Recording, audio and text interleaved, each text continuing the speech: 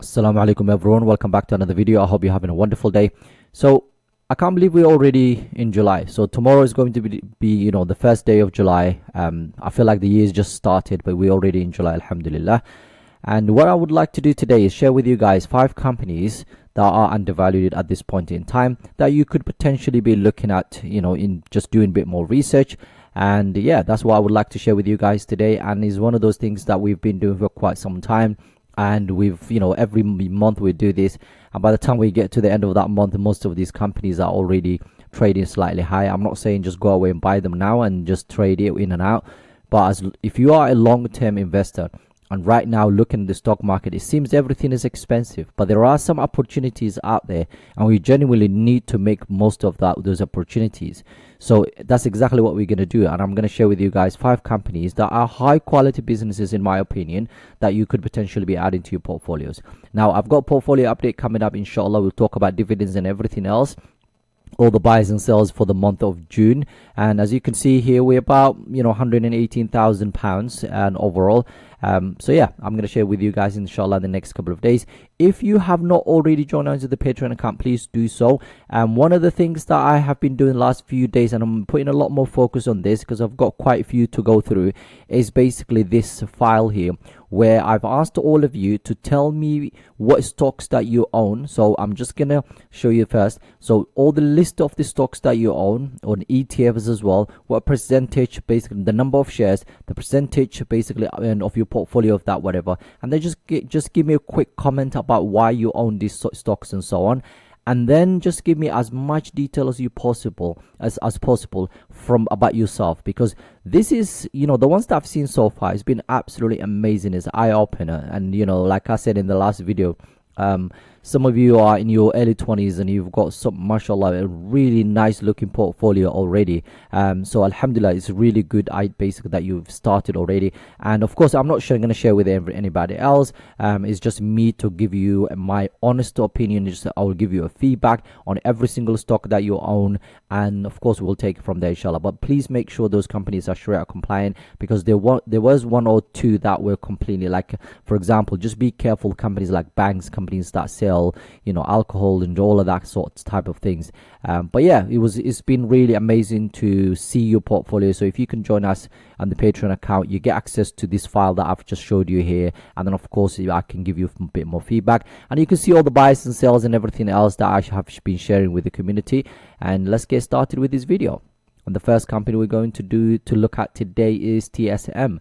This is one of my all-time favorite companies, and like I said in a couple of videos ago, it's still undervalued 16%. $262 per share is where they think the price should be. Now, this is one of the companies that I would love to own in my portfolio, but we're not allowed because we're using the ISA accounts. But you can own it in the invest section. So again, but that means you'll be risking basically paying a little bit of taxes when you sell it and so on, and dividends and so on. Earnings per share has been growing over the last 10 years. Same goes for free cash flow per share. Same go, basically shares outstanding has not declined, so they don't actually buy back. They don't have a buyback program, which is absolutely fine. And then total sales has been increasing basically every single year over the last 10 years. Return on equity, return on invested capital, probably one of the best out there. Operating margins of 47%, a free cash flow margin of 29%, which is absolutely amazing. So this is one of my all-time favorites in my opinion, like in terms of semiconductor companies. So yeah, have a look at that if you are interested in basically looking into a bit more semiconductor companies. The next one is Medtronic. Medtronic is one of the companies that I've used to have in the portfolio. The growth was slightly slower, but it looks like over the next couple of years they're actually predicting the company to do well. 8% in terms of EPS growth. For this type of business is actually quite stable in terms of dividend side of things. As you can see here, you get over 3% right now. The payout ratio only 51%. And then when it comes to the last 5 years, there's 5% growth. Now they will become dividend king in about 3 years. 99% safety, and when it comes to profitability is decent. Now $5 billion of free cash flow, and the fact they're expecting the earnings to grow about 8%, I think the price of the stock will go up, will start rising once the stock start going up again. Right now it's about $86 per share. It's 112 basically is what they're expecting. That gives you about 29% upside from where we are right now. And it's credit rated, basically A rated, which is basically quite strong. And looking at things like the earnings per share. So earnings per share basically has been, it's going up for the next couple of months, the next 12 months. Free cash flow has gone up. Basically, they're expecting it to go up. When it comes shares outstanding has been declining, which is quite nice to see. Total sales has not massively grown, but it is actually heading in the right direction. Return on equity, return on invested capital is decent. Operating margins of 19% and free cash flow margin of 16%. So overall, it's a great business basically overall, but it's one of those is sort of a slow grower. So you don't need 10 of these companies in your portfolio, but you need a few to kind of basically stabilize your portfolio, because they are not very high beta, so they don't the price basically does not fluctuate up and down. Now the next one is Nike. Nike is one of those companies that have had a lot of misfortunes over the last couple of years, but it still has a wide moat. Is one of the biggest companies out there when it comes to footwear and so on. Price right now is only $71 per share. Dividend of 2.2 right now. It used to be about 1%, 1% or 1.5%, but right now we're looking at over 2%. The payout ratio 71% is slightly higher than I would have liked. Latest increase is 8%. The 5-year growth rate 11%, and the fact that it's 80% safety, that means basically they're not worried about the dividend being cut in the next whatever. But 22 years of increase in that dividend, and that means 3 more years, and this company will also become a dividend aristocrat. This will become dividend king. And as you can see, profit margin, return on equity, return on invested capital is okay. $5.3 billion of free cash flow. They're expecting the earnings to grow 46%. And if the situation in China settles and they start moving, they've said now they're going to try to diversify away from China basically markets with regards to them making their products and so on, as well as of course the sales of their products. So we'll see how that goes. They've got a lot of plans. It looks like it's heading the right direction. And the revenue growth basically they're expecting to be about 5% the next year, a couple of years.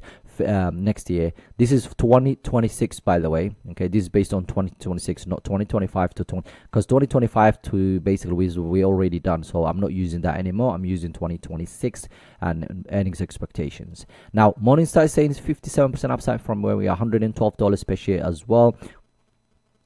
Double minus rated when it comes to basically credit rating, so that's a very strong.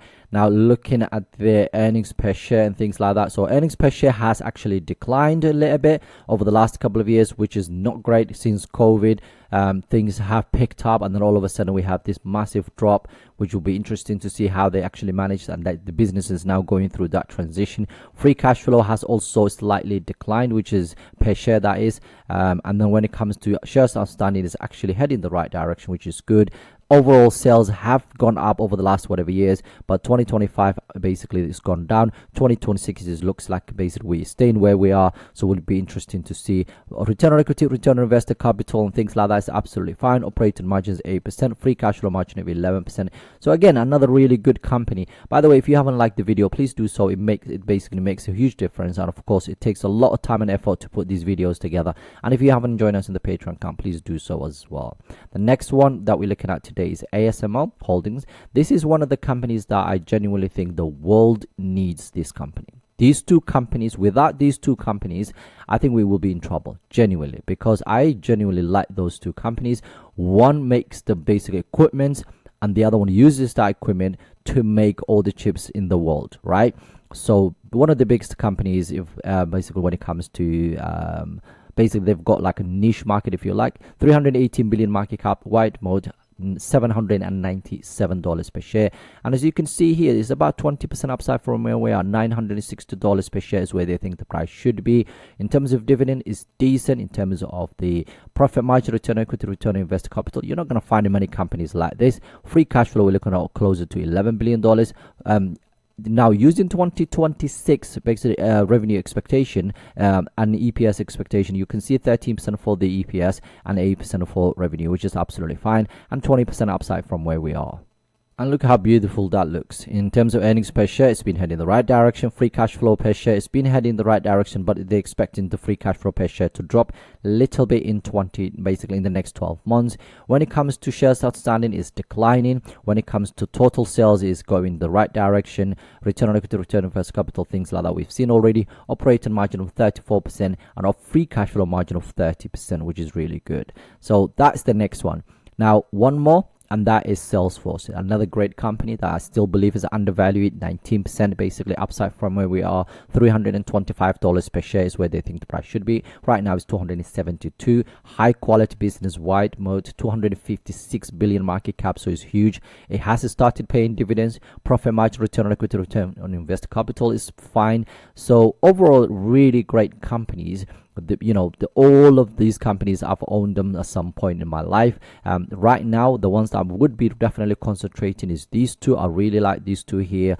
This one has gone up quite a bit, but I'm buying more of this inshallah in the next few months. If you haven't seen my video about where I talked about my watch list for the next couple of months, watch that, because that was one of the things that I've talked about.